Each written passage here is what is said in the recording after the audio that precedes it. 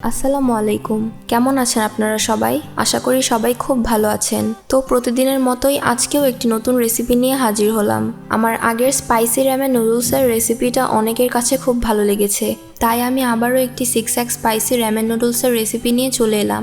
আজকে আমি normal noodles দিয়েই তৈরি করে দেখাবো র্যামেন নুডলস। তাহলে কথা না বাড়িয়ে রেসিপিতে চলে যাই।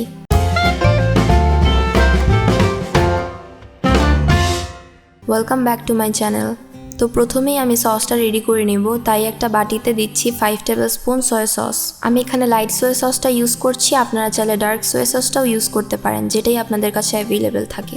এবার এতে দিচ্ছি 2 টেবিলস্পুন হোয়াইট সুগার। আমরা নর্মাল যে চিনিটা ইউজ করে থাকি সেটাই দিয়েছি। এবার চিনিটা সয়া সসের সাথে খুব ভালোভাবে মিশিয়ে নিচ্ছি। মেশানো হয়ে গেলে এতে দিচ্ছি 2 টেবিলস্পুনের মতো টমেটো সস। এবার খুব ভালোভাবে মিশিয়ে নিচ্ছি। টমেটো সসটা সয়া সসের সাথে মিশাতে একটু সময় লাগতে পারে। সসটা রেডি হয়ে গেছে, এবার একটা সাইডে রেখে দিচ্ছি। এবার নুডলসটা বয়েল করে নেব, তার জন্য আগে থেকেই আমি পানিটা গরম করে রেখেছিলাম। এবার এতে দিচ্ছি 2 টেবিলস্পুনের মতো নর্মাল কুকিং অয়েল। এবার এখানে আমি 3টা নর্মাল ম্যাগি নুডলস দিয়ে দিচ্ছি। এখানে ম্যাগি নুডলসই ইউজ করতে হবে তেমনটা না, যে কোনো নুডলস দিয়ে এই রেসিপিটি তৈরি করতে পারেন। একটা স্প্যাচুলার সাহায্যে নেড়ে দিচ্ছি। নুডলসটা 100% সিদ্ধ করতে হবে না, 60% সিদ্ধ হয়ে গেলেই হবে। নুডলসগুলো সিদ্ধ হয়ে গেছে, এখন একটা স্টেইনার দিয়ে পানিটা স্টেইন করে নুডলসগুলো তুলে নিচ্ছি। আর নুডলসগুলো তুলে অবশ্যই ঠান্ডা পানি দিয়ে ওয়াশ করে নিতে হবে। ঠান্ডা পানি দিয়ে নুডলসগুলো ইউজ করে নিলে র্যামেনের টেস্টটা আরও ভালো আসে।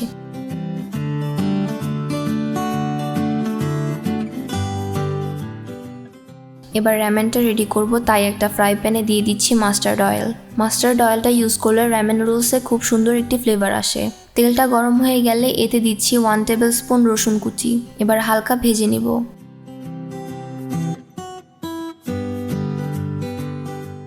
এখন এতে দিয়ে দিচ্ছি পেঁয়াজ কুচি। এখানে আমি 2টা মিডিয়াম সাইজের পেঁয়াজ কুচি করে দিয়েছি। এবার পেঁয়াজটাও খুব ভালো করে ভেজে নিচ্ছি।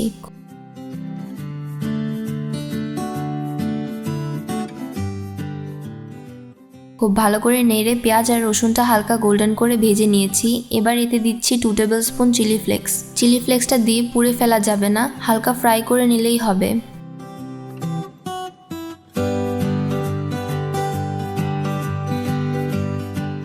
এবার এতে দিচ্ছি 1 টেবিলস্পুন গ্রিন চিলি পেস্ট। আমি এখানে 3টা বড় সাইজের কাঁচামরিচ ব্লেন্ড করে দিয়েছি। এবার কাঁচামরিচের পেস্টটাও মিশিয়ে দিচ্ছি। মেশানো হয়ে গেলে দিচ্ছি 1 টিস্পুন পাপরিকা পাউডার। আপনাদের কাছে যদি পাপরিকা পাউডারটা অ্যাভেলেবেল না থাকে তাহলে নর্মাল মরিচের গুঁড়োটাও ইউজ করলে হবে। পাপরিকা পাউডারটাও ভালোভাবে মিশিয়ে নিচ্ছি, যেন কোথাও দলা বেঁধে না থাকে।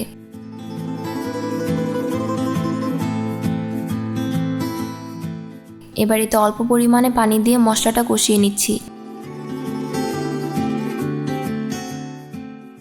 এবার বানিয়ে রাখা সসটা দিয়ে দিচ্ছি। সসের মধ্যে দিচ্ছি ইনস্ট্যান্ট নুডলস মশলা। নুডলসের মধ্যে যে ইনস্ট্যান্ট মশলাটা থাকে সেটা ইউজ করেছি। এবার সসের সাথে সব ইনগ্রিডিয়েন্টস খুব ভালো করে মিশিয়ে দিচ্ছি।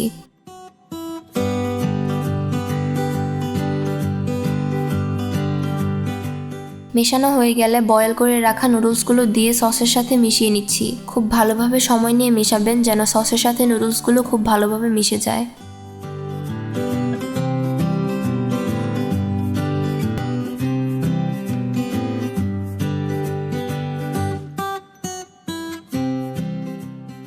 এই তো রেডি হয়ে গেছে 6x স্পাইসি র্যামেন নুডলস। তো আশা করি আজকের রেসিপিটি বাসায় একবার হলেও ট্রাই করে দেখবেন, আর আমাকে জানাতে ভুলবেন না রেসিপিটি কেমন হয়েছে।